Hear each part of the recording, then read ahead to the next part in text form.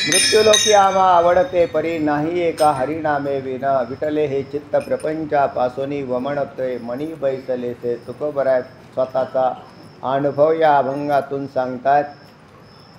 आम्हीच उगाच बळीयाचे अंकित झालो असं नाही, उगाच आमच्या ठिकाणी ही बलवंत आली असं नाही, तर आम्ही प्रपंचाचा त्याग केला, पण एका गोष्टीचा त्याग नाही केला, त्या हरिनामाचा नाही केला.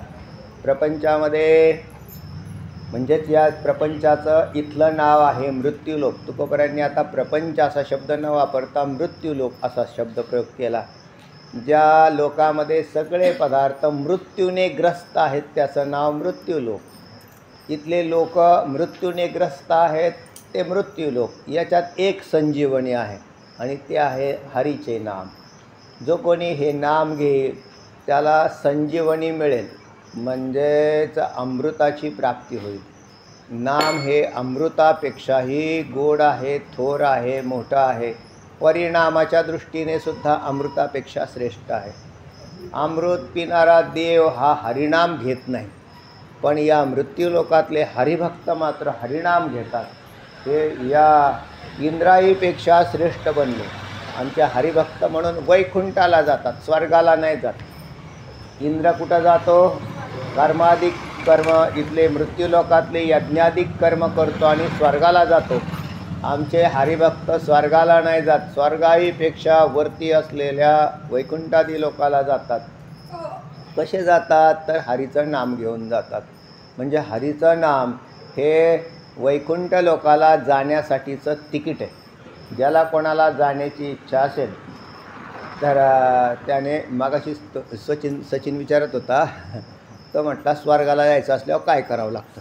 म्हणजे स्वर्गाला जायचं असल्यावर मग तुला पुण्य करावं लागेल आणि मग आपल्याला जाता येईल का इथून? तर म्हटलं जाता येतं, आपल्याला इथून स्वर्गालाही जाता येतं. आणि मग परत मृत्यूलोकात जन्म होतो.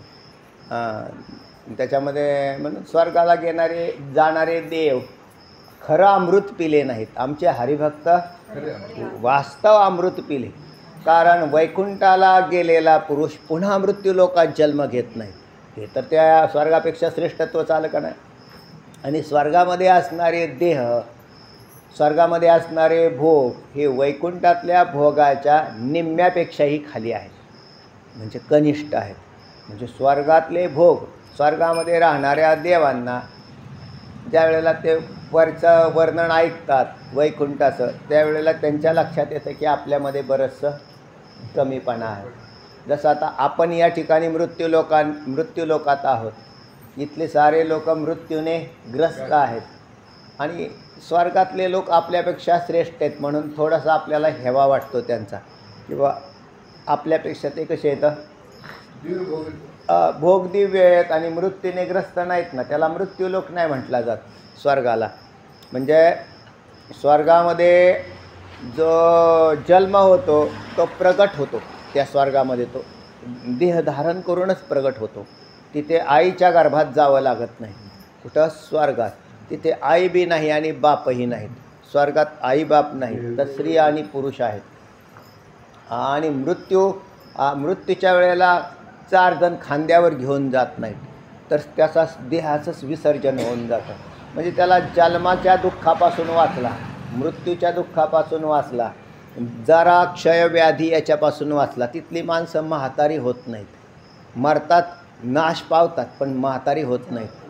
नंतर त्यांचे खांदे दुखत नाहीत, माना दुखत नाहीत, त्यांचे गुडघे दुखत नाहीत. म्हणजे त्यांच्या ह्याही बाबतीमध्ये ते आपल्यापेक्षा चांगले आहेत. म्हणजे त्यांना असं काही करावं लागत नाही.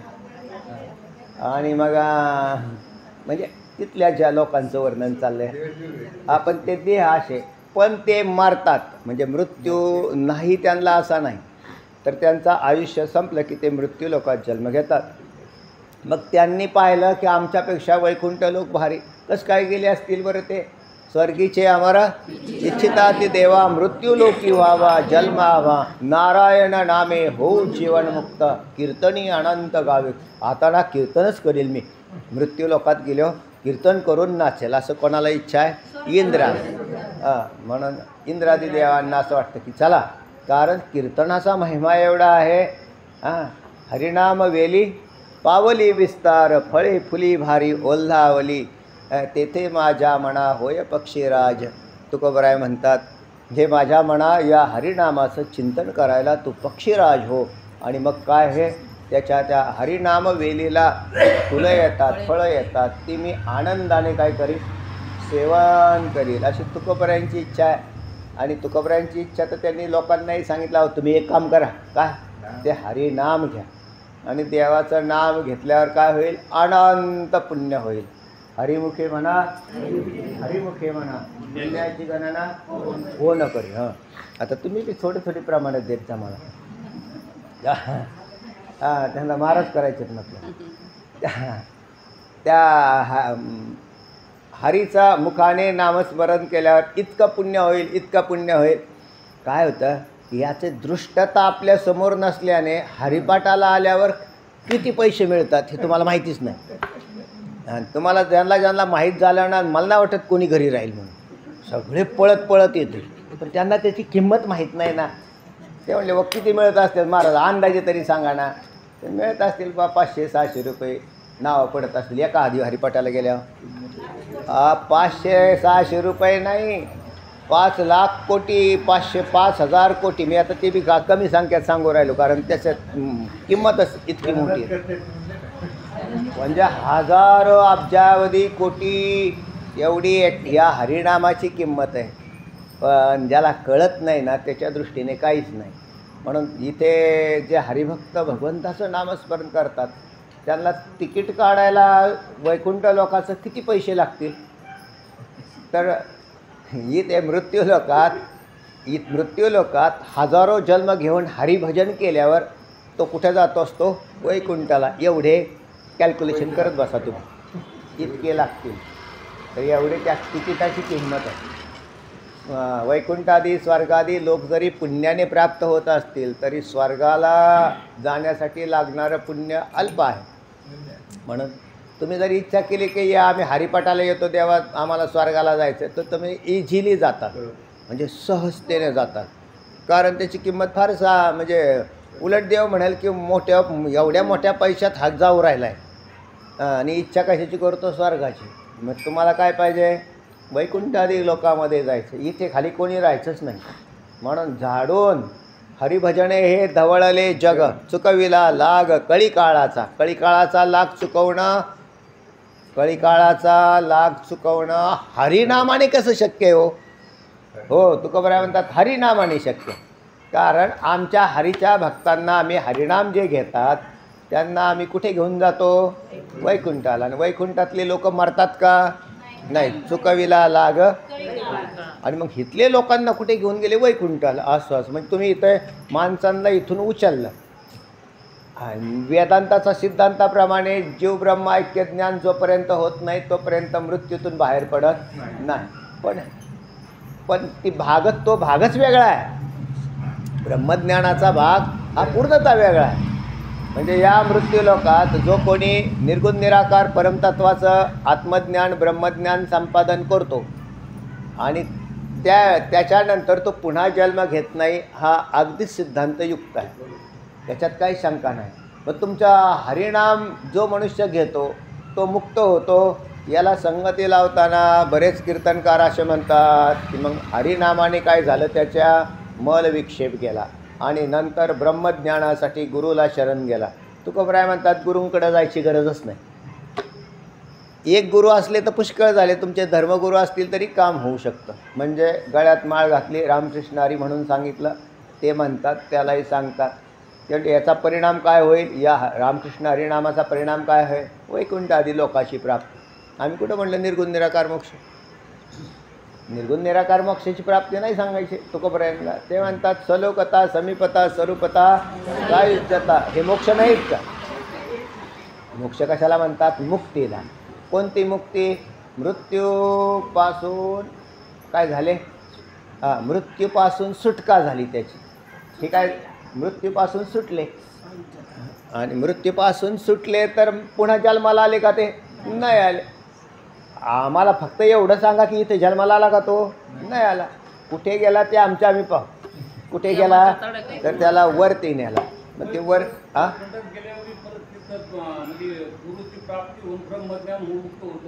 हा तर तिथं असं सांगितलेलं आहे कल्पांच्यापर्यंत राहतो आणि तिथे त्या आपापच त्याची ती प्रवृत्ती आहे ना ती तत्स्वरूप बनते आणि भगवंत नाहीत का तिथं गुरु आपणची देव होय गुरु दुसऱ्या गुरूंची गरज नाही तिथे आणि देवाचीच कृपा त्याच्यावर होते त्याला अर्थ त्यावर तोच लावायचा की देवाचीच कृपा केली त्याच्यावर आणि त्याला आत्मज्ञान होतं म्हणजेच वासनाक्षय संपूर्ण झाल्याशिवाय कोणताच जीव ब्राह्मस्वरूपात प्रवेश करत नाही म्हणून मृत्यूलोकात फक्त एक मृत्यूलोकात चांगलं आहे की इथे वैराग्य निर्माण व्हायला फार लवकर होऊ शकतं म्हणजे मृत्यूलोकात स्वर्गात वैराग्य उत्पन्न होणार नाही ब्रह्मलोकात होणार नाही वैकुंठ लोकात होणार नाही त्याचं कारण आहे का होणार नाही तर भोग आहेत ना हो हे तिथे विटण्याची प्रक्रिया नाही घडत तुकोबराय म्हणतात या मृत्यूलोकात माणसं भोगाला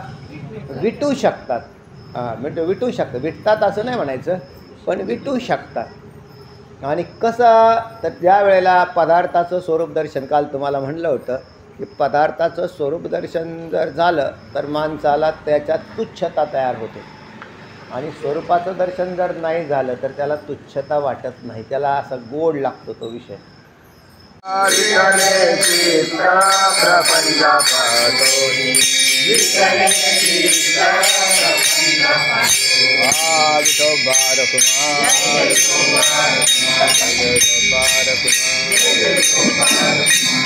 मृत्यूलोकी आवडते परी नाही एका हरिनामे विन विटले हे चित्त प्रपंचापासून वमणते मणी बैसले ते तुकोबराय आपला प्रपंचविषयक अनुभव सांगताय भगवतविषयक अनुभवही सांगितला आणि प्रपंचविषयक अनुभवही सांगितला हे दोन्ही अनुभव संतांनी घेतलेले अनुभव आहेत जीवाचा प्रपंचविषयक अनुभव विटले हे चित्त असा नाही म्हणून हा अभंग संतांचा आहे आपण जर बळस लावून घ्यायचा प्रयत्न केला तर आपली फजिती होण्याची शक्यता आहे कारण आपला हा अनुभवच नाही आपला अनुभव विटले हे नाही आमचं चित्त त्या प्रपंचात इतकं आसक्त होऊन बसलेलं आहे आणि प्रपंच या पदाचा अर्थ जीवाने जसा केलेला आहे की चित्ताने ज्याचं धारण केलेलं आहे तो प्रपंच आहे ईश्वर निर्मित प्रपंच आणि जीवकृत प्रपंच जो मनोनिर्मित प्रपंच असे दोन भाग आहेत त्याचे तेव्हा ईश्वराने निर्माण केलेला प्रपंच हा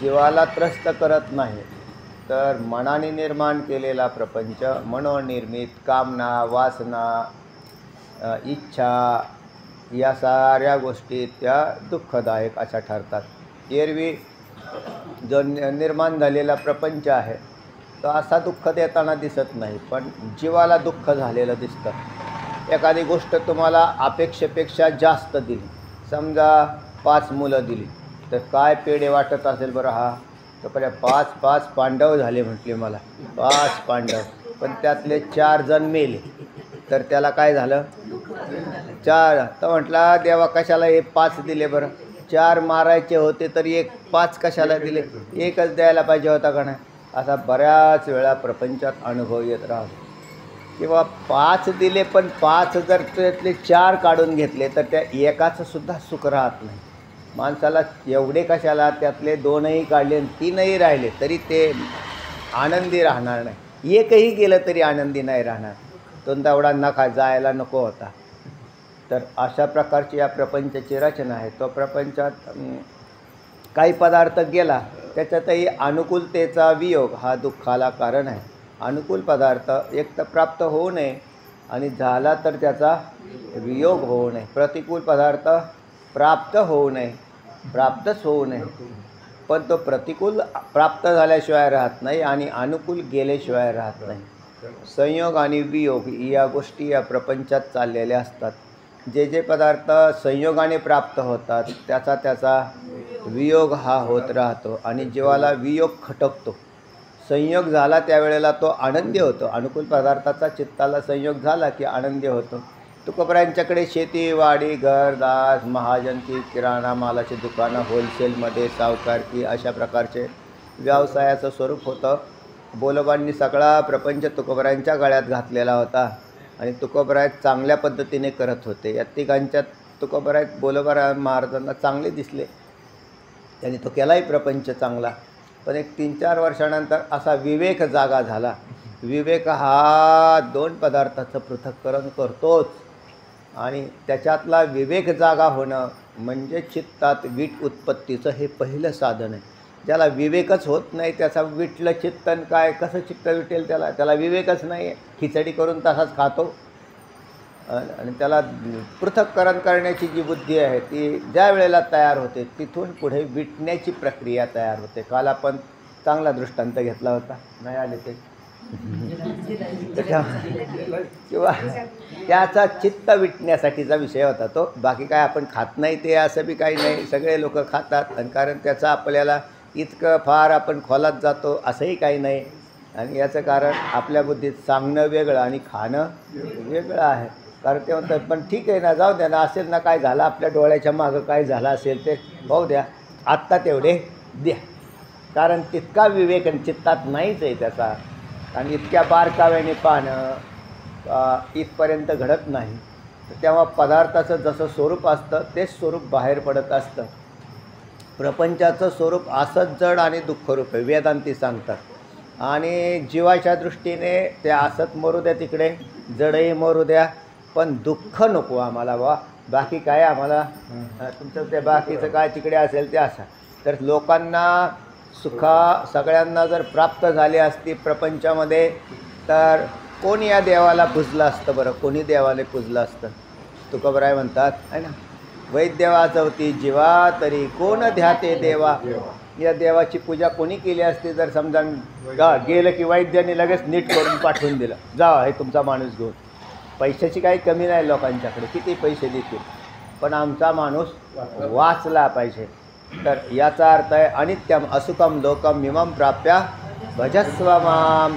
किं पुनर्ब्राह्मणा पुण्या भक्ता राजर्षयस्तता अनित्यम असुकम लोकम इमं प्राप्य भजस्व माम. भगवद्गीता म्हणते मृत्यूलोकी सुखाची कहाणी ऐकी जे कवनाचे श्रवणी कैची सुखनिद्रा अंतुरणी इंगळाच्या. या मृत्यूलोकामध्ये सुखाची कहाणी असा जर कोणी ऐकत असेल तर तो एक मूर्ख समजावा माऊलींच्या भाषेत. आणि त्याच्यापेक्षा या मृत्यूलोकात काय सुखाच्या कहाण्या करून बसले तेव्हा. याला म्हणतात त्याचं पृथक्करण करण्याची जी बुद्धी आहे ती चांगल्यापैकी जागी झाली. आणि हे तुकोबऱ्यांची जागी झाली असं म्हणण्यापेक्षा हे साधूच पुरुष येतो. साधू पुरुषाला एकदम फार थोडंसं जरी आलं तरी ते खटाकतं लगेच. म्हणजे ज्याची चित्तप्रवृत्ती तशी तयार झाली त्याला थोडंसं जरी झालं तरी त्या चित्ताला खटाकलं. त्याला फार आमचं कसं आहे, फार हाकलून दिल्याशिवाय बाहेरच निघत नाही. म्हणजे आपल्यासारखं इथपर्यंत खटकाखट, याला काय खटकाखटकी थोडीच म्हणतात. फार हाकलं ते म्हटले फार लय चिडले हाणलं. ते म्हटले मग बघू संध्याकाळी जायचा विचार, तो बी अजून नक्की नाही. तर अशा प्रकारचे लंपट झालेले विषयाचे लंपट बांधून यमपुरा नेले. विषयाचे लंपट बांधून यमपुरा नेले. तसे ते विषयाचे लंपट असलेले काय ते करतात तेव्हा असे नाही काय करत. हा विवेक जो चित्तात जागा झाला तो तुकोबरायांच्या त्यांच्या चरित्रावरून लक्षात येतो. कारण अभंगात जरी हा विवेक जागा होण्याची प्रक्रिया दिसत नसेल इथे फक्त नुसतं म्हटलं विठले चित्त, पण तुकोबरायांच्या जीवनामध्ये मग त्या प्रपंचाचं खरं दृश्य जर समोर दिसलं नाही, तुकोबरायांना दिसलं. म्हणजे दुष्काळे आटले द्रव्य नेला मान एक स्त्री अन्न करता मेली. हे प्रपंचाचं खरं स्वरूप आहे. म्हणजे त्याच्या मरतात माणसं मरतात. सकाळी तुम्हाला मी गौतम बुद्धांची गोष्ट सांगितली होती. त्याच्यात विवेक जागा झाला. ही सत्पुरुषच आहेत, ह्यांच्या चित्तात विवेक जागा झाला मग ते त्याच्या मागं पुढे पाहत नाहीत. तसे तुकोबरायसुद्धा आहेत. तर हे जे सत्पुरुष झाले तर यांना बरे झाले देवे माया सोडविले असं तुकोबराय म्हणतात. तर बरे झाले म्हणण्यासाठी हिंमत लागते बरं. असं कोणाला बी बरे झाले असं म्हणायचं. इथं म्हणजे अण्णांच्या भाषेत सांगितलं तर कोंबडीचं पिल्लू मेलं तर 2 दिवस जेवत नाही. ते म्हणजे काय झालं म्हणजे कोंबडीचं पिल्लू घारीने नेलं. म्हणजे आता कसं काय जेवावं, कारण इतका काय झाला, इतका नुकसान झालेल्याचं दुःख आहे. असं काय जमेल त्याला. तेव्हा ज्या भाषा आहेत ना, काही भाषा बोलायला सुद्धा कठीण आहेत जीवाला, की ज्या बोलल्या तर त्याला असं वाटतं की नको बाया मार, जायचं तोंडसुद्धा पाहायला नको, हे सारखंच मरायचं सांगतंय नाहीतर वियोगाचं सांगतंय. पण हे चित्त जर विटलं गेलं नाही तर काय करणार? म्हणून त्या जीवाची जीवदशा जात नाही. जीवदशा घालवण्यासाठी एक तर तुम्हाला देव व्हायचा असेल तर ते म्हणजे आत्मा बनायचा असेल खराखुरा, जसा आहात तुम्ही तसा, तर तुम्हाला अनात्मा वर्ज करावा लागतो. अनात्मा म्हणजे संसार आणि देव म्हणजे आत्मा. जर तुम्हाला तसं व्हायचं असेल, एकाचा त्याग केल्याशिवाय एक होता येत नाहीच आहे. असं कसं काय होता येईल? तर तेव्हा सरळ सरळ भाग आहे. म्हणून असा जर विवेक चित्तात झाला तर तो भाग्यशाली पुरुष समजावा, की ज्याला हे जे लोक आहे हा कसा आहे, अनित्य आहे, असुखम आहे, अशा प्रकारची बुद्धी तयार झाली. याच्यामध्ये सुखाचा लेश नाही कोठे, दुःख बांधवडी आहे हा संसार, सुखाचा विचार नाही कोठे. तेव्हा सुखाचा इथे कुठेच विचार नाही.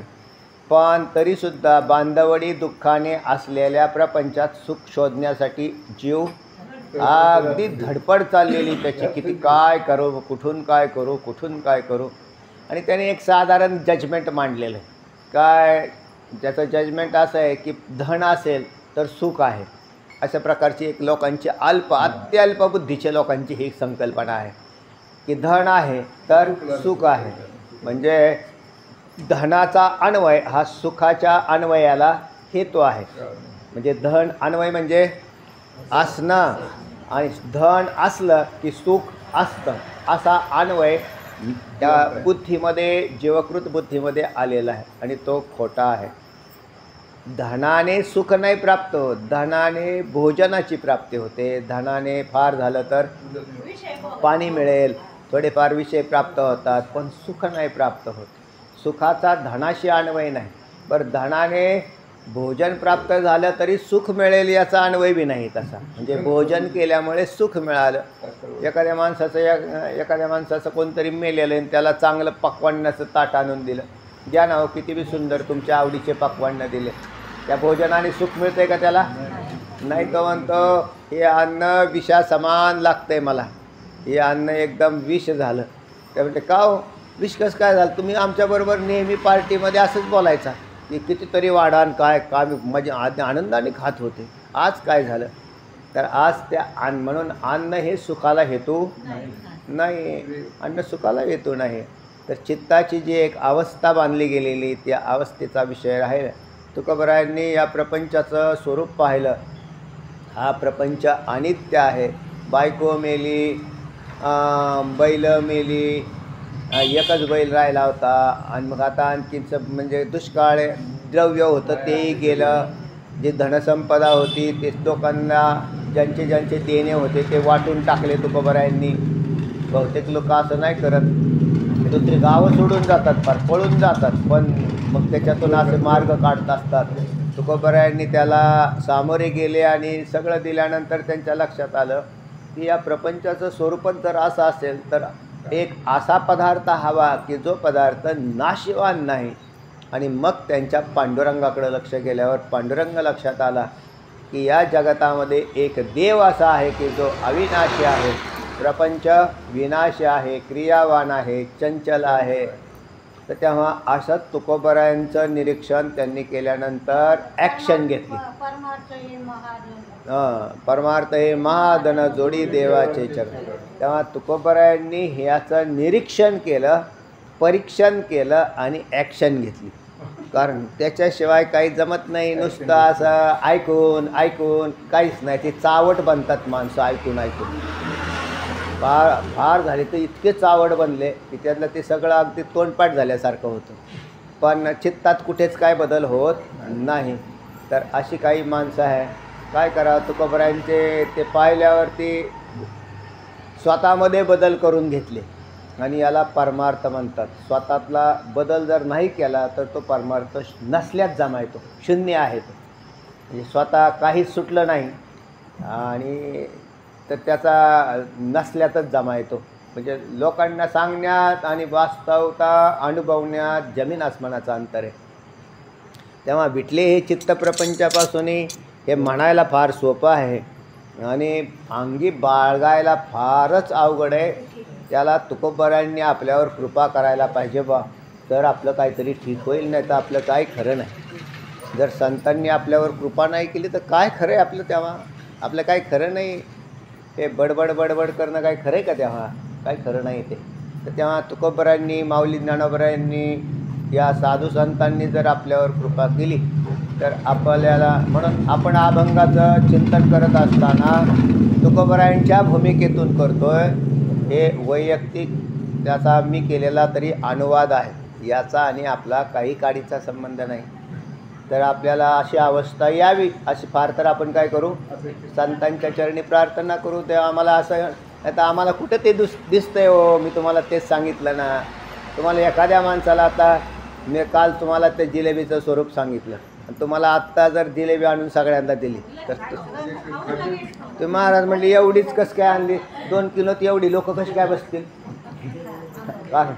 आणि ज्यांनी तर ऐकलेलं सुद्धा नाही त्यांना तर फारच आनंद ते असं आहे. ते त्या याचं कारण आहे, जीवाचा अजून एक भाग आहे. जीव जेवढ्या सिरियसतेने त्याच्याकडे पाहायला पाहिजे त्या सिरियसपणाने घेत नाही. असा हलकं फुलकं घेतो, हां ठीक आहे ठीक आहे काय अडचण नाही, असं हलकं फुलक्यात पाहणं वरची वर, याने नाही काय होत.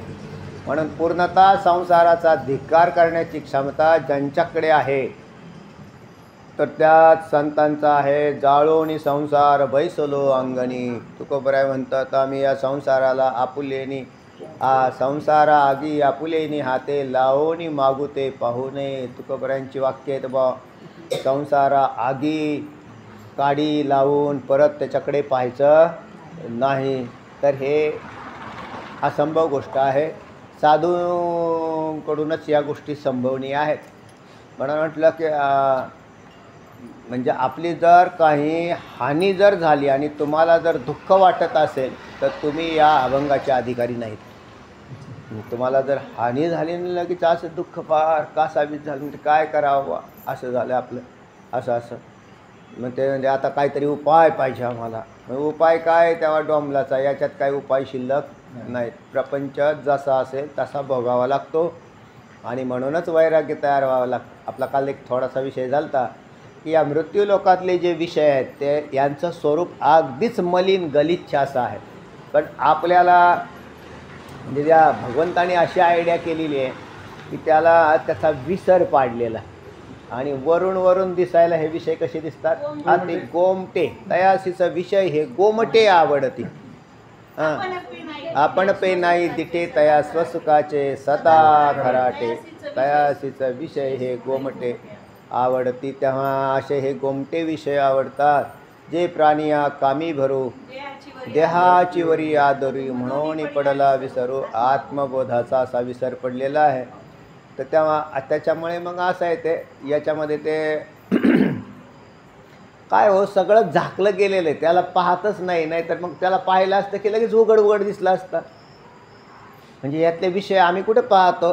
आगाये मृत्यू लोकीचे ओखटे, उपराटे ओकटे असं म्हटलं. अर्जुना उचटे जन्मालासी तू, जयाचे आयुष्य धाकुटे होय, बळ प्रज्ञा चिरोनी जाय, तयाचे नमस्कारी ती पाय वडील म्हणोनी.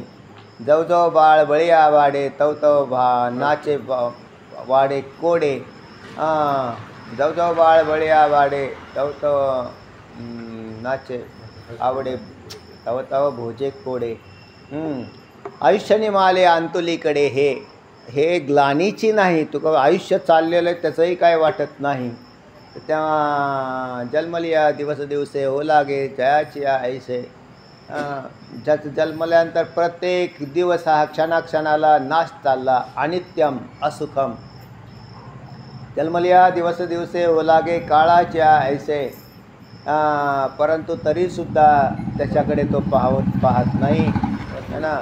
दरदूर बेडूक गिळता आहे उभा, की तो वेटाळी मासिया जीवा, तैसे प्राणिया कवणे लोभा वाढविती तृष्णा. पण त्या लोभाने हे प्राणी सगळे, नाहीतर प्रत्येक क्षणाक्षणाला काळ खात चाललेला आहे ना.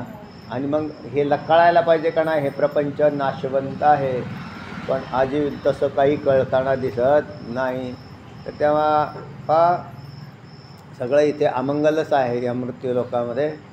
त्या तुकोबरायांना या पदार्थांचं स्वरूप कळालं आणि तत्त्व कळाली. सगळे विषय जे आहेत ते स्वरूपाने पाहिलं तर अत्यंत मलिन असे आहेत असं कळालं. त्यांचा भोग मी काय घ्यावा बरं, शुद्ध चैतन्य स्वरूप सच्चिदानंद ब्रह्म कशाचा भोग घेतो म्हटले या विषयांचा. अरे तू कोण आहेस? सच्चिदानंद ब्रह्म आहेस, आनंद स्वरूप आहेस, आणि तू या असं जड खराब असणाऱ्या या दुःख स्वरूप भोगांच्यामध्ये आकृष्ट बुद्धी करतो. तर त्याला पण मग इथे कुठेतरी अविवेक आणावा लागतो, त्यावेळेला आकृष्ट बुद्धी होते. ज्याच्यात आकृष्ट बुद्धी असते तो अविवेकी पुरुष असं आपण उलटं म्हणू, की जर आकृष्ट झालेला आहे भोगात तर तो 100% काय झालेला आहे, अविवेकी बनतो. अविवेकानेच विषयाचं सेवन होतं. विवेकी असेल तर तो तिकडे नाही डोकून पाहू शकत. तर अशा प्रकारे तुकोबराय म्हणतात, विटले हे चित्त प्रपंचापासून रात्रंदिवस भगवंताच्या भजनात गेले. भगवंताचं भजन तुकोबरायांना अतिप्रिय होतं आणि त्या भजनामध्ये तुकोबराय रमवून जायचे. आणि त्या इकडचा लगेच विस्मरण आणि विसर होऊन गेला. अगोदरच विटलेलं चित्त नंतर इकडे आलंच नाही, पुन्हा प्रपंचाकडे ते आलेच नाही, फिरकलेच नाही. विटले चित्त प्रपंचापासून वमणते मणी बैसल. तुकोबरायांचा व्यापार धंदा बुडाला म्हणून कोणाला अशी शंका येईल किंवा त्याच्यामुळे त्यांचं चित्त विटलं. कारण प्रतिकूल घटक जे आहेत ते चित्त विटण्याला कारणीभूत असतात प्रतिकूलतेची प्राप्ती झाल्या. तर तेव्हा त्यांचे जे मेहुणे मंडळी होती तर त्यांनी सांगितलं, तुम्ही काय काळजी करू नका, आम्ही आहेत ना तुमच्या पाठीमागं. आणि पाहुणे रावळे असतात ते आधार बी देतात काही अंशामध्ये, म्हणजे आम्ही येतो, तुम्ही काय काळजी करू नका. त्या काळात गुळव्यांची सासरवाडी होती. पुण्यातले गुळवे हे तुकोबरायांची सासरवाडी दुसरी. त्यांनी ज्या वेळेला आणलं तर जिजाईच्या त्या भावांनी पैसे आणून दिले, 250 रुपये त्या वेळेला दिले. तो काळ सांगतो. आत्ता 250ची किंमत, आज बी 250 धंदा होऊ शकतो. गोळ्या बिस्किटाची 5-7 पाकिटं बसतील, लगेच धंदा सुरू होऊ शकतो. तो काळ आहे. आज त्याची किंमत काही म्हणजे कित्येक लाखावर जाईल. तर त्या 250 रुपये तुकोबरायांचा कालावधी आहे. आमची बाई सांगते, माझ्या याच्यात लग्नाच्या वेळेला 20 रुपये तोळा सोनं होतं. आणि मग 20 रुपये तोळा सोनं आज ते झालं 1 लाख रुपये. तर तुम्ही व्हॅल्युएशन करत बसा आता. किंवा तुकोबरायांच्या कालावधीत 250 रुपये त्यांच्या सासरवाडी कशासाठी दिले, तुम्ही नवीन धंदा सुरू करा, आम्ही आहोत तुमच्या मागं त्याला. तर तुकोबरायांना त्याच्यामध्ये रसच राहिला नाही ना. ज्याच्या प्रपंचात वमन बसलेलं आहे त्यांनी काय प्रपंच करावा. पण मग भगवत भजन करत असताना त्यांचा त्या व्यवसायावर लक्ष नव्हतं, कशावरच लक्ष नव्हतं. लोक म्हणायचे हे असं असं करा, तरी त्यांनी त्याला काही दुजोरा दिला नाही. फार जिजाईने मागं लागून त्यांना काही व्यवसाय करायला प्रेरित केलं. आणि केलं तरी तुकोबरायांनी ते व्यवसाय मन लावून त्याच्या मन टाकलंच नाही, कारण चित्त पांडुरंगाच्या आकाराचं झालेलं होतं. म्हणून अशा व्यक्तीचा धंदा तरी कसा चालेल.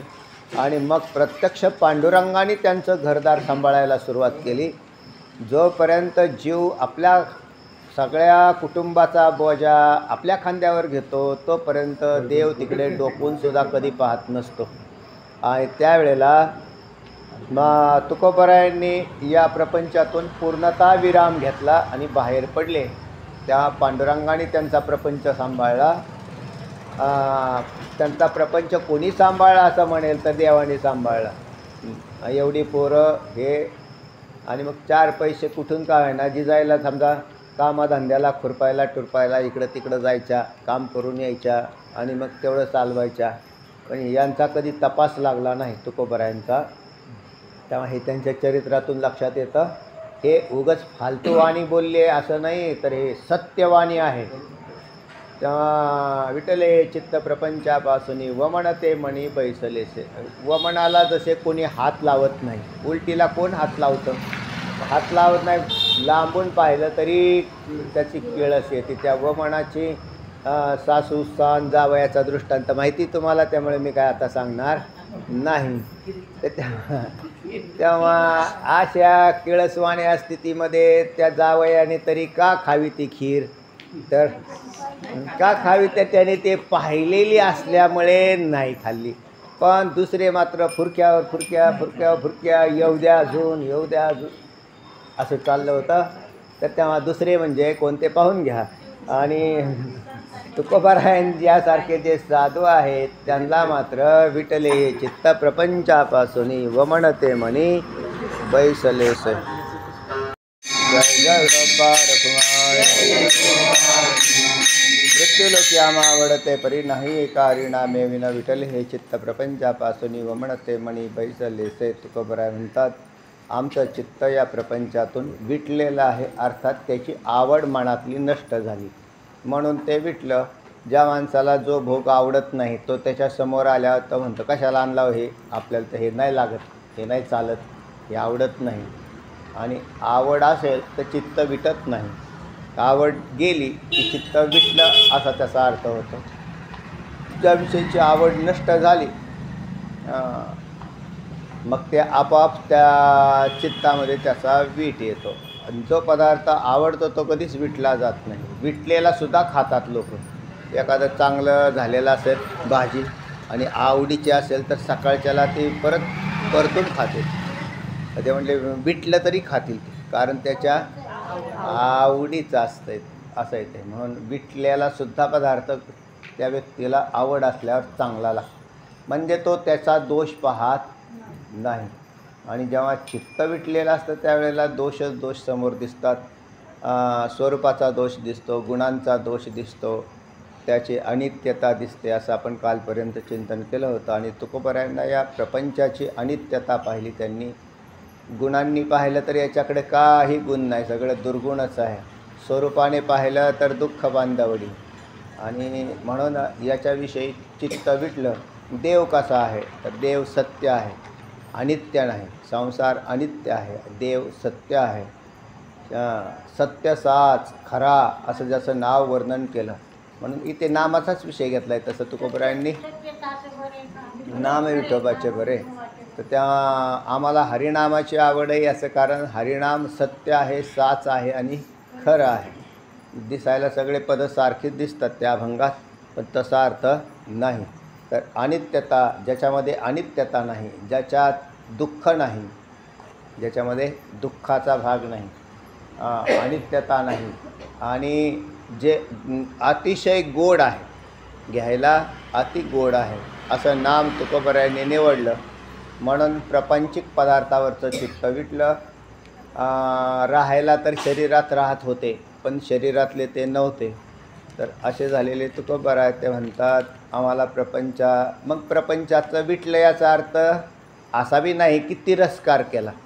लोकांना असं वाटेल की त्यांनी तिरस्कार केला, तर तिरस्कार नाही केला.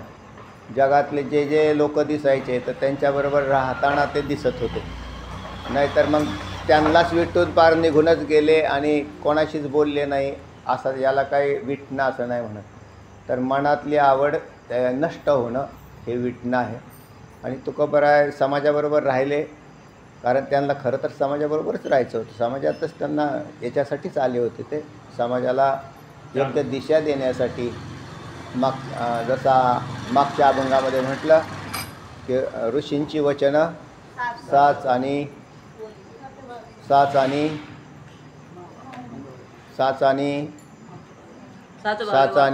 भावे.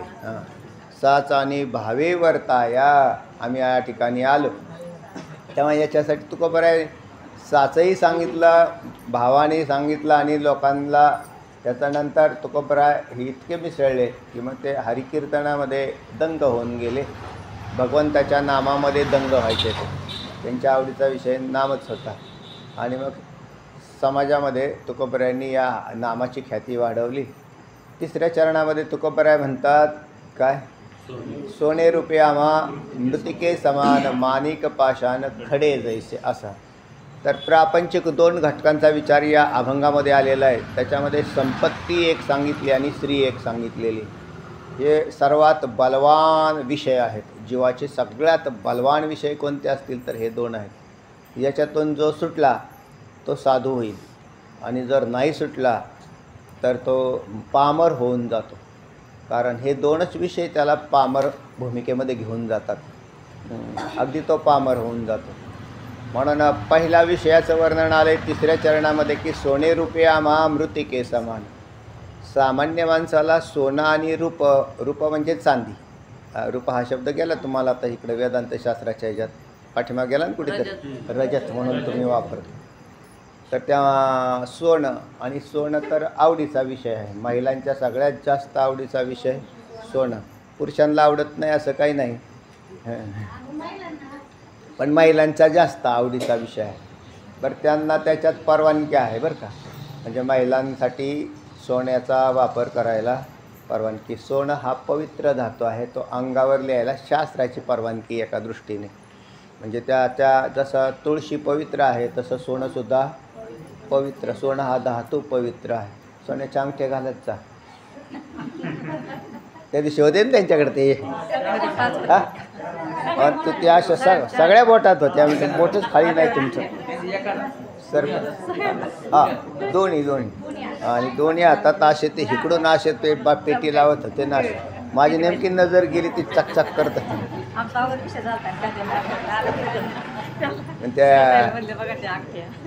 ते अशा, मग ते त्यांच्या आवडीचा विषय येतो.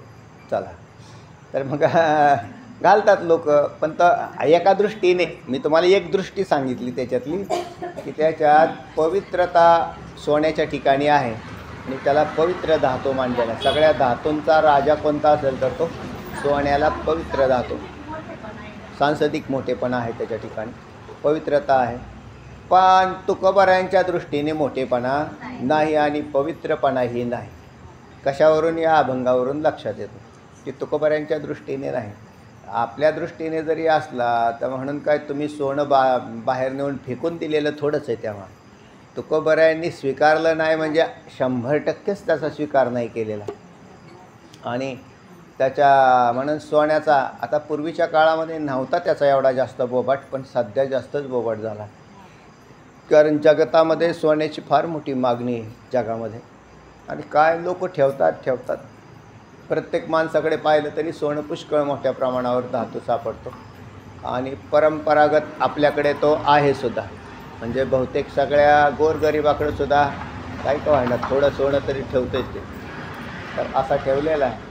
तुकोबारायांच्याकडे सोनं नसेल असं नाही, कारण ते तर काय होते, व्यापारी सावकार महाजन की पैसा अडका पुष्कळ होता म्हणून सोनं नव्हतं असं नाही. पण जे होतं ते कर्जबाजारी याच्यात मोडून तोडून निघून गेलं आणि त्यावेळेला त्याचं काय फार मोठी व्हॅल्यू नव्हती. म्हणजे सोन्याला कुणी मानत बी नव्हतं जास्त, असं किरकोळ प्रमाणामध्ये त्याची. म्हणून जे होतं ते गेलं बी असेल. आणि नवीन सोन्याविषयीची भावना तुकोबारायांची जर विचार केली, सोना हा मातीचाच एक भाग आहे. म्हणजे पृथ्वीच्या पोटामध्ये सोनं आहे, तर तो अकरच ही एक तेजामधला विषय आहे. म्हणजे तेजाचाच प्रकार अकरच म्हणून आहे. आणि त्यात या सुवर्णाची मात्रा त्याच्यामध्ये समाविष्ट केलेली आहे. तेज धातू आहे तो. आणि त्याच्यात पृथ्वीप्रमाणेच आहे. म्हणजे जसं माती आहे तसं सोनं आहे. कारण हे सगळं या पृथ्वीच्या पोटातलंच आहे. म्हणजे पृथ्वीत्व आहे त्याच्या ठिकाणी. तुकोबारायांनी माती आवडते असं म्हटलं का सोने रूपे आम्हा मृतिके समान, म्हणजे मातीप्रमाणे. या पदाचा अर्थ मातीच्या मूल्यमापन जसं केलं जातं. आज मातीसुद्धा महाग झाली. आज मातीचं सुद्धा किंमत आहे बरं. तुम्हाला जर रानात माती भरायची असेल तर फुकट नाही भेटत. आणि त्याची काय गव्हर्नमेंटला ड्युटी भरावी लागते वाटतं. त्याचे पैसे भरावे लागतात. आणि माती भरायची काढायचं त्याचे पैसे लागतात. आज मातीची बी किंमत सोन्याच्या पद्धतीने गेलेली, असं काही नाही. तर पण त्या काळामध्ये मातीचं काही विशेषतः मूल्य नव्हतं असं सहज. जमिनीची सुद्धा मूल्य नव्हते हो. मोकार जमिनी पडलेल्या होत्या. लोक म्हणा असे देऊन टाकायचे बक्षीस, याला दिली त्याला दिली, राहिलेली गावठाणात गेली, कशात काय किती जमिनी गेल्या. तर असा भाग होता तो. विशेष त्याच्याकडे कोणी लक्ष, आणि माळाची पडीक जमिनी तर त्याच्याकडे तर पाहतच नव्हतं. गायरानं किती बी अशी पडलेली होती, गावाची सुद्धा गायरानं होती अशी, आणि ते कोणाला लागत असली की त्यावेळेला ते होतात, तो म्हणजे मिळत होती ती अगदी व्यवस्थित. पण मातीमध्ये ज्वारी उगवते, सोन्यामध्ये ज्वारी उगवत नव्हती.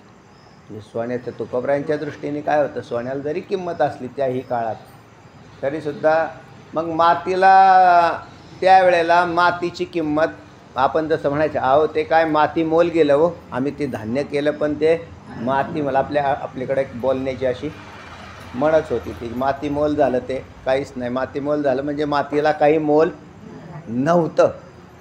हा विषय तुकोबरायांचाच धरायचा बरं का त्या काळातला. आणि त्यावेळेला माती मोल म्हणजे त्याला काही किंमत नाही. कोणाला माती लागली, खडे लागली, दगडे लागली, कुठने उचलून आणायचे आणि टाकायचे, त्याच्याविषयी त्याचा विषय नव्हता. आजसुद्धा बऱ्याच देशामध्ये या खाणीवरती हे नाही बरं का, नियंत्रण नाही, म्हणजे ते गव्हर्मेंट रॉयल्टी घेत नाही. जगातले बरेच देश असे आहेत की ज्याच्यात रॉयल्टी नाही, फक्त भारतामध्ये मात्र घेतली जाते. पण आणि बरं आहे ते घेतात ते, नाही तर किती बी उकारले असतं जमिनीवर. आता ते मशीन आलेले, काय केलं असतं सपाट. बरं, काही देशामध्ये नाही त्याच्यावरती, त्यांनी ते लागेल तेवढी पिऊ शकतात, त्याच्यावर बंदी नाही, म्हणजे रॉयल्टी बी नाही. चला, तर त्या समान मूल्य याचा विचार आलेला आहे. सोने रुपया आम्हा मृतिके समान, म्हणजे मूल्याच्या दृष्टीने जर पाहिलं तर त्यावेळेला मातीला किंमत नव्हती आणि सोन्या रुपयाला किंमत होतीच. आणि सोन्या रुपयाची किमतीमध्ये तुकोबराय मातीच्या किमतीमध्ये सोनं रुपं धरतायत असा भाग दिसतो आहे. तर याचा अर्थ असा आहे की संपत्ती ही सोन्याच्या रूपात साठवली जात होती पूर्वापार. राजेशाहींच्याकडे राजे होते, त्यांच्याकडे सुद्धा सोनं होतं, माणिक होते. जे माणिक याच्यामध्ये रत्नांचा विचार सांगितलेला आहे खाली, माणिक पाषाण खडे जैसे, त्याच्यात माणिक या रत्नाचा विचार आलेला आहे. आता ते काय मी पाहिलेलं नाही, तर तुम्हाला सांगितलं असतं. मीच पाहिलं नाही तर तुम्हाला काय सांगू, पण त्याचा रत्न म्हणून नाव आहे. माणिक या पदाचा अर्थ रत्न. तेव्हा पाचू असंही वर्णन येतं, लाल, अजून ते निळे, अशा प्रकारचे त्या रत्नांची वर्णनं आहेत. हिरे आहेत, आणि त्या हिऱ्यामधलेच ते प्रकार आहेत, त्यांचे रंग भिन्न भिन्न आहेत आणि त्याच्यावरती त्यांच्या किमती बी अवलंबून आहेत. नील नावाचं बी एक रत्न आहे. नंतर तसं आपल्या हिरे आहेत का, त्या हिऱ्यामध्ये बी काही शुभ्र असतात आणि भिन्न भिन्न रंगामध्ये ते हिरे आहेत, तर त्याच्यात त्याची नावं बी आहेत. ते हिरे कुठे मिळतात तर पृथ्वीच्याच पोटात मिळतात. जसं सोनं पृथ्वीच्या पोटात मिळतं, त्याच्याही पेक्षा अधिक मूल्य सोन्याच्या लाखो पटीने अधिक मूल्य त्या खड्यांचं आहे. हिरेगार गोटी एक दोन्ही संसाठी करू नये, तर त्याची मूल्य वेगवेगळं आहे. हे तुकोबरायांनीचा अभंगात लिहिलेलं आहे. आणि आज बी आपण पाहतो की हिऱ्याचं मूल्य फार काही विशेष आहे. आणि पण तो ओरिजिनल हिरे लागतात त्याला. कोहिनूर हिरा सांगितलं तुम्हाला मागं मी.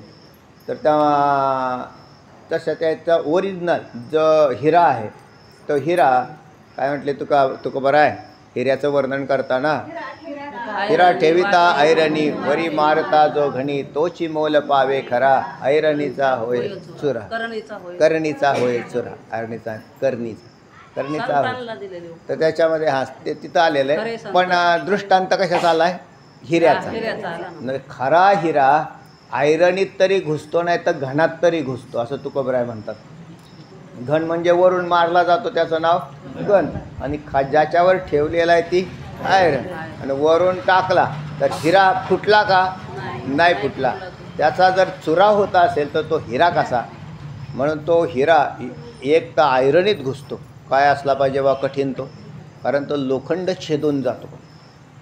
तर एवढी त्याची क्षमता आहे. ते चेकसुद्धा तसाच केला जातो. त्याची घनत्व काय आहे ना, त्याच्यावरच चेक होतो तो किती घनता आहे त्याची. त्या काय म्हणतात त्याला, कॅरेट. आपल्याकडले हे नाही आले कॅरेट असतं. नाही नाही, सोन्याचं कॅरेट वेगळं आहे आणि हिऱ्याचं कॅरेट वेगळं आहे. तर त्याच्यात ते मोजला जातो आणि मग त्याच्यावरून त्याची किंमत ठरते की हा कोणत्या ह्याचा आहे. पण हे दिसायला उगाच गारगोटीसारखंच दिसतंय ते. मग म्हणून त्याला पाषाण असं म्हटलं. म्हणजे पाषाण आणि ते असं जर पडलं तर नेहमी दृष्टांत एक सांगितला जातो. एक धनगर व्यक्ती होता, रानात मेंढरं चारता चारता त्याला एक हिरा भेटला. हिरा भेटला तर त्यांनी काय केला, त्याला एका घुंगराच्या ह्याच्यात मधली गोटी काढून टाकली आणि त्याच्यात असा लावला आणि असा कशात बांधला, मेंढीच्या गळ्यात बांधला, कारण त्याला कोंदण लागेल ना. त्यांनी काय केलं, ते आवडीची मेंढी असते काय कायची आणि दृष्टांतात आणायला काहीच अडचण नसते. तर तेव्हा त्यांनी ते त्यातलं ते आतमध्ये जी गोटी असते ती काढून टाकली, त्यात असा बरोबर बसावला, त्याला असा तो पाय आणि मग त्याशी मी असं तो रस्त्याने तर एक व्यापारी चालला होता रत्नपारखी. मग त्याने ते पाहिलं, त्या मेंढीच्या गळ्यातला जो हिरा आहे त्याचा तर चांगला प्रकाश पडला. ओरिजिनल हिऱ्याचे प्रकाश पडतो बरं का. त्याला काय माहिती याचं काय चाललं. मग त्याने म्हटला, ती मेंढीच्या गळ्यात काय बांधलं आहे? म्हटलं गारगुटी. देतो का? हुशार होता तो. म्हटलं देतो का म्हणजे याचं मूल्य असलं साधारण ज्ञान. तो म्हटला किती पैसे देणार? तर तो त्यावेळेसचा जुना काळ, तो म्हटला 1000 रुपये देतो. हां, म्हणजे ह्या गारगोटीची किंमत 1000 रुपये आणि ह्या रस्त्यावर. हुशार माणसं कशी डोके लावतात. जर समजा याची किंमत हा जर 1000 देत असेल तर बाजारपेठेत 10,000 असली. ते म्हणला नाही देत. आणि मग त्याने ते काढला आणि दुसऱ्या दिवशी ते आपल्या खिशात टाकला असा आणि गेला आपल्या तालुक्याच्या गावाला. तिथे जाऊन म्हटलं, त्या रत्नाच्या दुकानात गेला आणि तेव्हा त्याला कळालं हे काय रत्न आहे, किती किमतीचं हे माहीत नाही. त्याने ते असं काढलं ना असं ठेवलं. ठेवल्याबरोबर तो जो शेठ होता तो असाच पाहायला. आपण काय धंदा करता का? ते म्हटलं नाही, आपला धंदा बिंदा काही नाही, की आपला हिरा आहे, की आपलं हे भेटलेलं रत्न आहे बघा. ते म्हटलं किती पैसे देणार? ते म्हटलं 1,00,000 रुपये देतो. 1,00,000 रुपये नाही परवडत म्हटला. घेतला आणि खिशात टाकला. म्हटलं आत्ताशी तर तालुक्याला गेलो आहे, पुढं जिल्ह्याला जायचं. हुशार लोक असा जजमेंट काढ.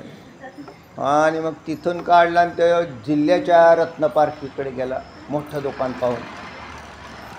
पण आता जाताना जर 1,00,000 रुपयाची वस्तू असेल तर ती काय असे खिशात थोडाच आहे.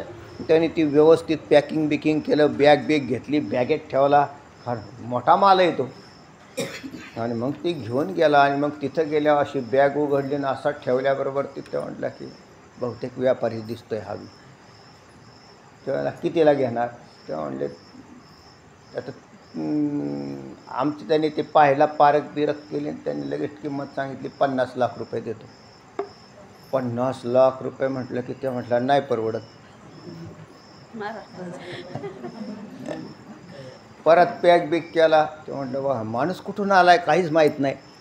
पण मग तो मुंबईला गेला आणि मुंबईला गेल्यावरती मग त्याच्यासमोर उलगडला आणि तो दाखवला. त्यावेळेला तो म्हटला, आता त्यांनी व्यवस्थित नेला का नाही? हां, 2 माणसं बरोबर नेली. कशाला? बॉडीगार्ड. त्या मेंढीच्या गळ्यातला हिरा आणि पुढं बॉडीगार्ड लागले त्याला. त्याला कारण काय? मूल्य मूल्य मूल्य. आणि मुंबईवाल्यांना विचारलं, ते म्हटलं किती देणार? ते म्हटलं 10 कोटी देणार. अरे म्हटले. मग म्हटलं घ्या आता, कारण माझ्या आपली कॅपॅसिटी त्याच्या पुढं नाही. आणि कीर्तनकारांना तरी किती सांगा. आता तुम्हाला नाही तर अजून मी रात्रभर सांगत बसले. कारण मग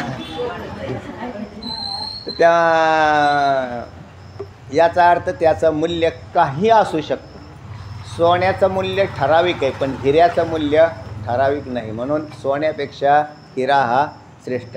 हिरा हा नुसता हिरा नाही दाखवला जात, तर सोन्याच्या कोंदणात तो राहतो, कारण त्याचं मूल्य अधिक असतं. म्हणून वरचं जे दृष्टांत म्हणजे तुकोबराय जे म्हणतात की सोनं आणि माणिक, तर माणिक या पदाने सगळे उपलक्षण धरून त्याची सगळी व्हरायटी धरा आणि सोनं या सगळ्या धातूंचा राजा म्हणून त्याला धरा. आज ते कोणतं प्लेटोनियम का कोणतं प्लुटोनियम हां प्लॅटिनम. ते प्लॅटिनम धातू त्याच्यापेक्षाही महाग आहे, परंतु कदाचित त्यावेळेला त्याचे काही नसेल एवढा व्यवहारात, तर कारण आत्ता बी व्यवहारात नाहीच येतो तसा, महाग जरी असला तरी. क्वचित एखाद दुसऱ्या माणसाच्या अंगावर दिसतो तो का माहिती आहे तुम्हाला. प्लॅटिनम, पण तो सफेद आहे असा, सफेद रंगाचा आहे तो. त्याच्यात सोन्याची जशी चमक आहे तशी नाही वाटत मला, तेवढी वाटली नाही, कारण मी एका ठिकाणी पाहिला तो. पण जास्त व्यवहार कोणाचा चालतो आहे? सोन्याचा. सोन्याचा चालला. त्या सोन्याच्या मातीपेक्षा सोनं भारी, पण सोन्याची किंमत स्थिर आहे. त्याच्याही पेक्षा रत्न भारी. खडे आणि रत्न दिसायला सारखे, माती आणि सोन्याचं मूल्य तुकोबऱ्यांनी सारखंच केलेलं आहे. माणिक पाषाण खडे जसे, पाषाणाचे जसे खडे असावेत तसे. काय म्हणायचं आहे तुकोबऱ्यांना? तर संपत्तीच्या दृष्टिकोनातून तुकोबरायांच्या समोर सोनं, त्या काळातली संपत्ती जे मोजण्याची साधनं, ही सुद्धा उपलक्षणं धरायची. आणि आज तुम्हाला सगळी संपत्ती या सोनं आणि माणिक याच्यामध्ये धरून चाला, ज्याला संपत्ती म्हटले जाते. आज संपत्तीची सूक्ष्म रूपं तयार झालेली. आज तुमच्या पूर्वी काही बँका होत्या का? नव्हत्या. पण आज बँकेमध्ये पडलेले पैसे हे काही स्थूल मानाने नसतात, तर सूक्ष्म मानानेच असतात. म्हणजे अब्जावधी रुपये बँकामध्ये जमा येतो. मग त्याच्यात नुसत्या अकाउंटवर एक एंट्री असते एवढीशी, म्हणजे कुठे पैसे नाही, ते पैसे सगळे तसेच असतात. फक्त त्याची काय असते? दिसायला एंट्री. ही सुद्धा आता त्याच्यात धरायची, कारण त्या काळात हा भाग नव्हता. आज नंतर पूर्वीच्या काळात जमिनीच्या किमती इतक्या नव्हत्या. आज उलटं जर धरलं तर सोन्यापेक्षाही मूल्य त्या जमिनींच्या इतक्या मोठ्या प्रमाणावरती झालेलं आहे. ज्याच्यात मुंबईसारख्या ठिकाणच्या ज्या जमिनी तर तुमच्या अगदी त्या काही बी ते लाखो कित्येक लाखो स्क्वेअर फूटवरती ते चालले, कारण त्याच्यात मोठ्या इमारती उभ्या राहतात असे. तर त्याचं मूल्य वाढलेलं आहे, म्हणून त्याला सगळ्याला संपत्तीच धरा. आता तुम्ही मातीचा दृष्टांत हा असा डोक्यात ठेवू नका की मृत्तिके समान. तर मातीचीच किंमत इतकी मोठी वाढली, तर माती सोनं झालेले. तर एकंदरीत सगळ्या संपत्तीला तुच्छ लेखायचं. या सगळ्याचा अर्थ काय केला आहे त्यांनी? आमच्या दृष्टीने समान आहे, म्हणजे त्याच्यामध्ये आम्ही कुठलाच भेद ठेवला नाही, त्याचं मूल्य आम्ही हृदयामध्ये बाळगत नाही. म्हणून सोने रूपे आम्हा मृत्तिके समान आणि पाषाण खडे, या पद्धतीने आम्हा म्हणजे त्यांच्या चित्तामधली ही भूमिका सांगतायत. त्यांच्या चित्तात ही समांतर भूमिका आहे, म्हणून त्याच्याविषयी संपत्तीविषयी अपेक्षा राहिलेली नाही की ही संपत्ती मिळवावी. सामान्य माणसाच्या हृदयामध्ये ही अपेक्षा असते की संपत्ती मिळवावी. आणि विशेष करून परमार्थात न येण्याच्या आधी तर हव्यास फार मोठा असतो. परमार्थाला आलेले माणसांचे हव्यास जाऊ नाही राहिले, तर न येणाऱ्यांचं काय? आजही पारमार्थिक लोकसुद्धा संपत्तीचा हव्यास इतका मोठा आहे, कारण त्यांच्या बुद्धीमध्ये हा ग्रह बसलेला आहे की संपत्ती असेल तर सगळे भोग आहेत. ती माणसं भोगीच असतात. ज्याला संपत्ती पाहिजे ना, ती माणसं भोगीच आहेत. कारण ती संपत्ती कशासाठी पाहिजे तुम्हाला? तर तुम्हाला दुसरं काहीतरी भोग विकत आणण्यासाठी लागते. म्हणजे तुमचा भोगावरती काय आहे? नजर आहे, म्हणून तुम्हाला ती संपत्ती लागते. साधारण संपत्तीच लागत नाही असा नियम नाही जगामध्ये. अन्न, वस्त्र आणि निवारा याच्यासाठी साधारण संपत्तीची गरज आहे, विशेष संपत्तीची नाही. म्हणून विटले चित्त प्रपंचापासून याच्यात विशेष भोगांचा अनादर तुकोबराय सांगतायत. विशेष भोगांचा अनादर. तुकोबरायांचा प्रपंचावरून चित्त विटलं तरी अन्न तर खातच होते का नाही? मग अन्न खायला लागतं तर विटलं कसं काय म्हणावं? म्हणजे एक इंद्रिय जे आहे ते तर इंद्रिय मरेपर्यंत विषय मागतच राहतं. शरीर टिकतंच त्याच्यावर, कारण टिकू शकत नाही त्या. आणि मरेपर्यंत विषय नाही मागत, मरेपर्यंत भोजन मागतं इथे. आणि विषय कोण मागतं? चित्त मागतं. पण भोजनासाठी पैसे लागतात का नाही? त्याच्यावरती अण्णा म्हणायचे तुमचं तुम्ही कामधंदा काही बी करा. अण्णांची वाक्य आहेत बरं का. ते म्हणायचे भंग्याचं काम करावं, हां, मग आपल्या आपल्या पोटपाण्याचा धंदा आपण करावा. त्याच्यामध्ये दुसऱ्या पुढे हात पसरायचे नाही की दे रे बाबा. त्याच्यावर अवलंबून तुमचा काय उपयोग आहे, त्याच्यावर त्याला मागायचं नाही काय. म्हणून आपण काम धंदा करायचा आणि म्हणजे जेवढं लागतं तेवढं. आता कामधंदा करायचा म्हणजे याचा अर्थ दिवसभर काम करतच बसायचं असा अर्थ नाही झाला. तर जेवढं लागतं तेवढं जर मिळत असेल तर ठीक आहे, काय अडचण नाही. नसेल मिळत तर करा काम, थोडंफार काम करा, असा त्याचा अर्थ झाला. म्हणजे इथपर्यंतच ठेवलं तुकोबरायांनी. आणि डोक्यामध्ये जो विषय होता तो संपूर्ण विषय संपत्तीचा विषय काढून टाकला होता. त्याच्यामुळे तुकोबरायांच्या अभंगातसुद्धा येतं की नाम संकीर्तन हरिकीर्तन करणारा कन्या आणि गो कथेचा विकरा, हे नको दातारा हो देऊ. आमच्याकडून कन्या आणि पूर्वीच्या काळात कन्यांची विक्री होत होती असं त्याचा अर्थ दिसतो. आणि आत्ता बी तीच बंबाबंब सुरू झाली. तर त्या कन्या गो करी कथेचा विक्रा, चांडाळ होतो खरा तया नावे या नावे.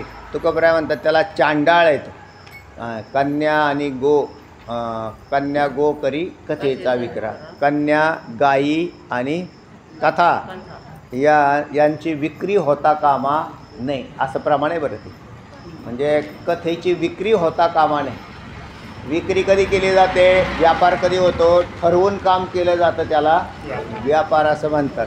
कितीला द्यायचे हो हे? ते म्हणजे याची किंमत आहे 200 रुपये असं, म्हणजे याची 200 रुपये. मग तो म्हणतो थोडंफार कमी करा ना.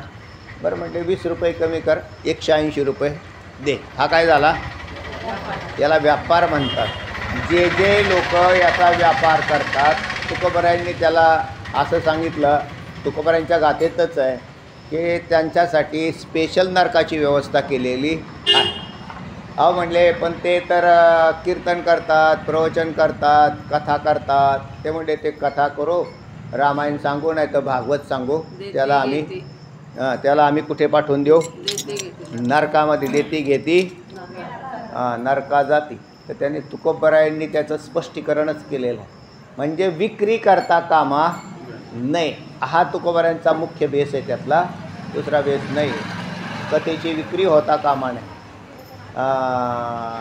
म्हणजे व्यवहार होता कामा नये.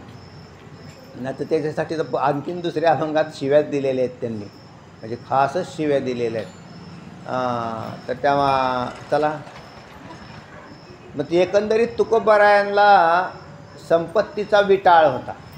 आणि तो विटाळ तुकोबरायांना स्वतः असं नाही दिसत, तर वारकरी संप्रदायातल्या सगळ्याच संतांना असलेला दिसतं. म्हणजे तुकोबराय हे त्याला बाकीचे संतसुद्धा याला वर्जन आहेत. त्यांची कथा सांगितली जाते. पंढरपूर क्षेत्रात राहणारे जळोजी मळोजींची कथा सांगितली जाते. त्यांच्या घरामध्ये कोणी त्या राजाने, त्यावेळेसचा जो राजा, त्या राजाने काय केलं, त्या जळोजी मळोजींचे हालाकीची परिस्थिती होती. लाकडं तोडून आणायची, ती विकायची आणि त्याच्यावरती घरकुटुंब चालायचं त्यांचं, काय तेला मिठाचा. आणि मग अति भगवत भक्त होते विठ्ठलाचे. आणि मग त्यावेळेला त्यांच्यासाठी त्या जो राजा होता तिथला, त्यांनी काय दिले, सुवर्णमुद्रा पाठवून दिल्या. पण ते घरात नव्हते. पूर्वीचे लोक प्रामाणिक होते, त्यांनी ते काय केले, घरात नव्हते. पण मग घरात ते वरच्या बाजूनी ते छिद्र होतं ना, सवा, त्याच्यातून त्यांनी ते खाली ओतून दिल्या. आल्यावर त्यांचे ते पाहतील, कारण आपलं काम आहे ह्यांच्या घरात नेऊन टाकलं. आणि ते घेऊन गेले आणि मग टाकून दिले आणि ती लोकं निघून गेली. पण यांनी आल्यावरती ते कुलूप उघडलं आणि पाहिलं तर आतमध्ये ते सुवर्णमुद्रा. सुवर्णमुद्रा म्हटल्यानंतर त्यांच्या लक्षात आलं, अरे अरे अरे अरे म्हटले हे कसं काय आली घाण आपल्या घरात. मग ते तर एक जण बंधू जो होते त्यांनी तर असं नाक दाबूनच बाहेर आले. म्हटले दादा दादा. म्हटले काय? आपल्या घरात कोणीतरी येऊन घाण केली. हां, घाण केली कसं काय बरं? ते जाऊन त्यांनी पाहिलं तर त्यांनी बी पाहिलं तर तिथं सुवर्णमुद्रा पडलेल्या होत्या. त्यांनी बी नाक दाबून बाहेर आले. आणि मग ते शेजारी नव्हते, ते नुकतीच झाडलोट करत होती बाहेर. ते म्हटले अहो आमच्या घरात आता ते त्यांच्या घरात कुणीच नव्हतं, म्हटले घरात कोणीतरी येऊन घाण केली म्हटले व ते म्हटले मग आता काय, म्हणजे थांबा थांबा म्हटले, मी आली तिकडे. ते आले आणि तिने ते पाहिलं, म्हटले कुठे आहे घाण, म्हणजे घाण ही काय ही, अहो म्हटले ही घाण आहे का. तिने तर मोठ्या प्रेमाने ते मग अशी भरेल का तेव्हा त्याच्यात चांगले धरले आणि ह्याच्यामध्ये घेतले, वटीमध्ये घेतले ना असे. आणि ते म्हटले वा वा, म्हटले अशीच लोक असावे शेजारी. आणि मग तिने ते घेऊन गेले, म्हटले अशी जर परत घरात घाण झाली तर मला अवश्य बोलवा. आपण तिच्या दृष्टिकोनातून ती घाण आहे का, घाण नाही. तसं समाजाच्या दृष्टीने आजसुद्धा सोनं माणिक ही घाण आहे का, नाही. तर ती घाण संतांच्या दृष्टीने ती तर अजून खालची, अजूनही काही ते राका बंका यांचीसुद्धा उदाहरणं आहेत, तुम्हाला पाहून घ्या. तर तेव्हा असे तुम्हाला संतांच्या ज्याच्या हृदयामध्ये संपत्तीला तो विटलेला आहे तो साधू आहे. ज्याला संपत्तीचा हव्यास आहे तो साधू कधीच बनणार नाही. म्हणजे कारण त्याच्या चित्तात तर अनात्म पदार्थविषयक आवड बसलेली आहे. त्याच्यामध्ये आवड जर असेल तर तो कसं काय साधू बनणार आहे, तेव्हा तर नाही बनणार. तेव्हा तुकोबराय त्यांची स्थिती मी तुम्हाला 3-4 वेळा सांगितलं की ह्या अभंगातसुद्धा तुकोबराय त्यांची स्वरूप स्थिती सांगतायत की त्यांच्या आवडीचा प्रकार हरिनाम आहे, संपत्ती बिलकुलच नाही. तेव्हा सोने रुपये आम्हा मृतिके समान, माणिक पाषाण खडे जैसे.